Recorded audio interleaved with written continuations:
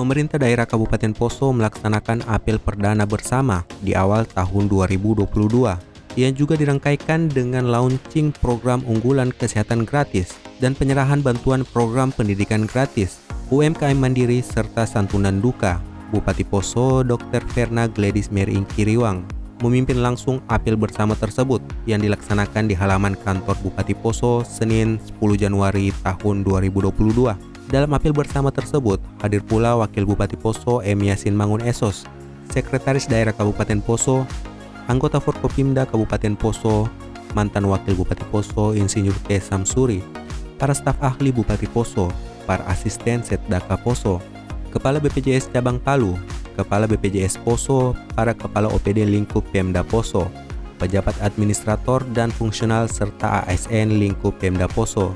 Pada kesempatan ini kami juga ingin mengucapkan terima kasih untuk Forkompimda atas sinergitas dan koordinasi yang sudah diberikan dengan kami pemerintah daerah selama tahun 2021, dan kami tetap berharap tentu saja koordinasi dan sinergitas yang luar biasa untuk kita berikan pelayanan yang terbaik kepada masyarakat selama tahun 2022.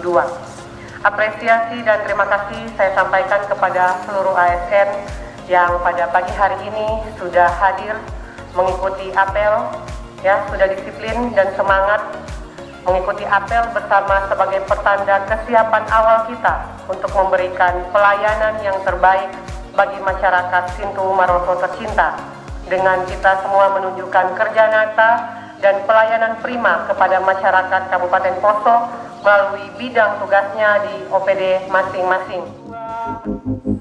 Launching program kesehatan gratis ditandai dengan pelepasan balon. Dilanjutkan dengan penandatanganan perjanjian kerjasama antara pemerintah daerah Kabupaten Poso dengan BPJS Kesehatan. Dilanjutkan dengan penyerahan bantuan dari program unggulan lainnya yang juga sudah mulai berjalan dari tahun 2021 yang lalu, yakni program Poso Pintar berupa penyerahan secara simbolis honor guru tenaga honor daerah, TK, SD, dan SMP. Program Poso Sejahtera berupa penyerahan bantuan secara simbolis kepada UMKM dan penyerahan santunan duka kepada ahli waris. Kemudian penyerahan kartu BPJS, penyerahan bantuan operasional sekolah, penyerahan operasional mobil tinja kepada DLH, serta penyerahan barang promosi pariwisata daerah Kabupaten Poso.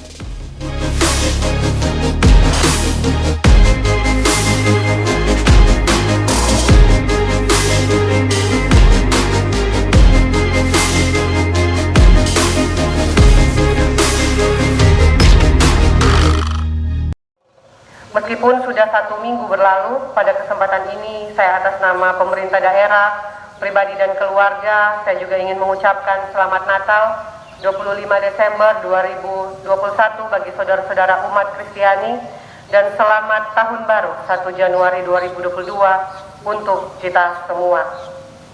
Hadirin yang berbahagia, pada hari ini bersama-sama kita akan menyaksikan launching program pelayanan kesehatan gratis bagi masyarakat yang kurang mampu sebagai salah satu program unggulan pemerintah daerah, yakni Poso Sehat, seperti yang termuat dalam RPJMD 2021-2026. Melalui perjanjian kerjasama dengan BPJS, pelayanan kesehatan gratis bagi masyarakat kurang mampu dengan layanan kelas 3 akan dapat terwujud sesuai dengan jenjang layanan kesehatan, mulai dari puskesmas, rumah sakit yang berada di kabupaten, kemudian di provinsi, dan bahkan sampai ke pusat.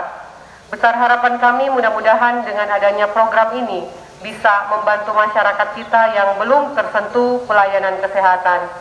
Kami juga berharap agar program ini bisa dilakukan dan diaplikasikan dengan baik oleh OPD teknis, dalam hal ini Dinas Kesehatan dan Rumah Sakit Umum Daerah beserta seluruh jajaran.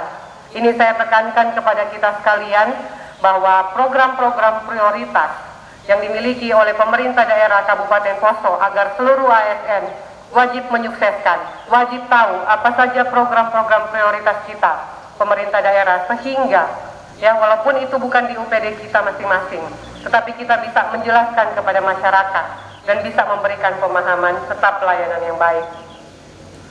Program Poso Sehat yang di-launching hari ini adalah sebagai upaya untuk mengcover kurang lebih 3,21% masyarakat Kabupaten Poso yang belum terdaftar di JKN KIS. Upaya ini merupakan langkah Pemda untuk tetap memberikan perlindungan dan jaminan kesehatan kepada masyarakat. Dari jumlah keseluruhan 248.698 jiwa masyarakat kita, selain yang telah terdaftar dalam BPJS Kesehatan, ASN, TNI Polri, dan BUMN pemerintah daerah, telah berupaya untuk mendaftarkan 33.918 jiwa. Dengan demikian, secara keseluruhan masyarakat Kabupaten Poso yang terdaftar JKN sejumlah 240.703 jiwa atau 96,79% telah melampaui 95% standar Universal Health Coverage. Kita bersyukur dengan upaya tersebut karena Kabupaten Poso telah mencapai standar UHC. Sisa masyarakat yang belum terdaftar sejumlah 3,21% atau 7.995 jiwa. Nantinya apabila memerlukan layanan kesehatan dapat dibantu dan didaftarkan ke Dinas Sosial, kemudian lanjut ke BPJS serta dilayani pada hari yang sama juga. Sebagai tanda keseriusan pemerintah daerah dalam membangun daerah ini, pada hari ini juga akan diserahkan bantuan dari program-program unggulan lainnya yang juga sudah mulai berjalan dari tahun 2021 yang lalu, yakni program Poso Pintar berupa penyerahan secara simbolis honor guru tenaga honor daerah TK, SD dan SMP, serta program Poso Sejahtera berupa penyerahan bantuan secara simbolis kepada UMKM dan penyerahan santunan duka kepada ahli waris. Saya berharap program-program yang sudah kita pemerintah daerah susun secara bersama-sama untuk masyarakat bisa benar-benar tiba di tangan masyarakat dengan baik, dan harapan saya seluruh ASN juga harus tahu. Ya, nanti sekali-sekali akan saya coba tanya satu persatu, mungkin kita random cek. Jangan sampai ada ASN di pemerintah daerah Kabupaten Poso malah yang tidak tahu. Oh, ini program prioritas apa? Ini di OPD mana? Ini bagaimana cara supaya masyarakat bisa memperoleh program ini? Ya, jadi saya minta setelah ini semua tolong untuk mempelajari dan harus mengetahui. Serta apel yang berbahagia, selaku ASN tentu saja kita harus memiliki integritas dan komitmen untuk bekerja lebih keras dan mengaktualisasikan seluruh potensi yang ada agar dapat membuktikan peran dan kontribusi dalam mensukseskan program kerja pemerintah daerah serta peningkatan kualitas pelayanan kepada masyarakat.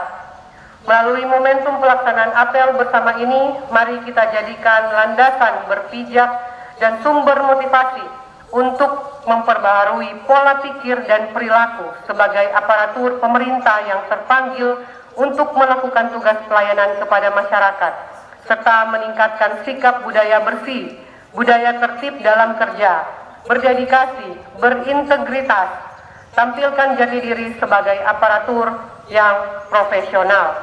Aparatur sipil negara sebagaimana diatur dalam Undang-Undang Nomor 5 Tahun 2014 tentang aparatur sipil negara memiliki 3 fungsi utama.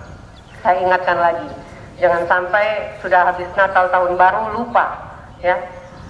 3 fungsi utama yaitu melakukan pelayanan publik, pelaksanaan kebijakan pemerintah, dan sebagai alat pemersatu bangsa.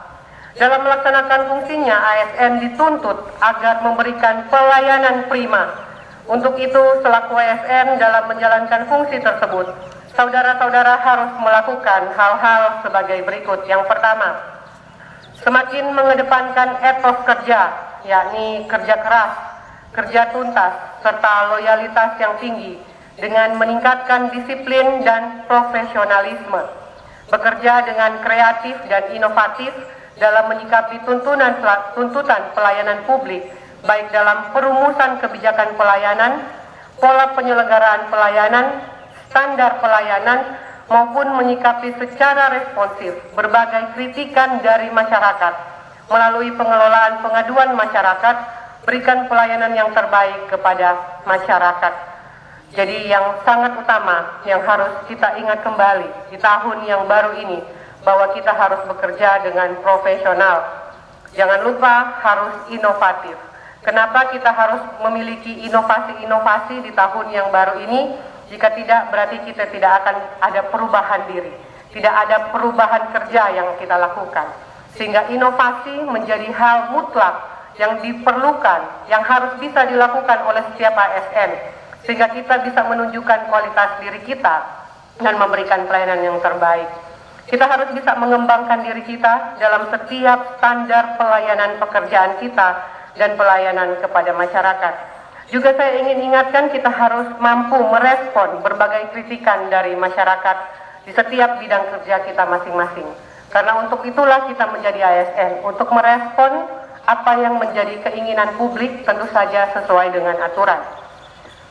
Kedua, sebagai pelaksana kebijakan pemerintah, hendaknya setiap ASN menjadi motor penggerak dalam pelaksanaan kebijakan publik yang diambil oleh pemerintah, baik pemerintah pusat maupun pemerintah daerah. Setiap ASN harus mampu mensosialisasikan kebijakan pemerintah daerah dan menjadi contoh dalam pelaksanaannya, bukan justru menjadi penghambat atau menjadi pengrongrong, atau bahkan yang paling banyak memberikan protes atau menyampaikan hal-hal yang tidak baik ya di lapangan. Jadi semua kebijakan pemerintah, seluruh ASN wajib hukumnya untuk mensukseskan itu. Ya, jangan malah menjadi provokator. Jangan malah ASN sendiri yang menjelek-jelekan program pemerintah, baik itu pemerintah daerah maupun pemerintah pusat. Kita wajib hukumnya.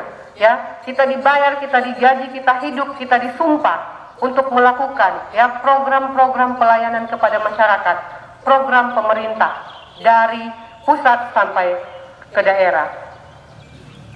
Saya berharap kebijakan dan program unggulan pemerintah daerah seperti yang saya uraikan tadi dapat kita pahami dan disosialisasikan di lingkungan masing-masing agar tidak terjadi kesalahpahaman dari masyarakat terhadap mekanisme dan prosedur program-program unggulan pemerintah daerah. Ketiga, sebagai alat pemersatu bangsa, setiap ASN hendaknya saling menghormati dan menghargai satu dengan yang lain, baik dalam lingkungan kantor maupun dalam kehidupan bermasyarakat. Selalu meningkatkan nilai-nilai toleransi di antar pemeluk agama dan suku yang berbeda-beda. Saya berharap nilai toleransi dan nilai saling menghargai ini harus paling di depan para ASN yang menunjukkan contoh. Kenapa? Karena kalau ASN-nya saja menunjukkan hal-hal yang kurang baik, masyarakat akan mencemooh. Ya, ASN kita sebagai pelayan publik, pelayan masyarakat harus paling depan dalam memberikan contoh dan teladan kepada masyarakat.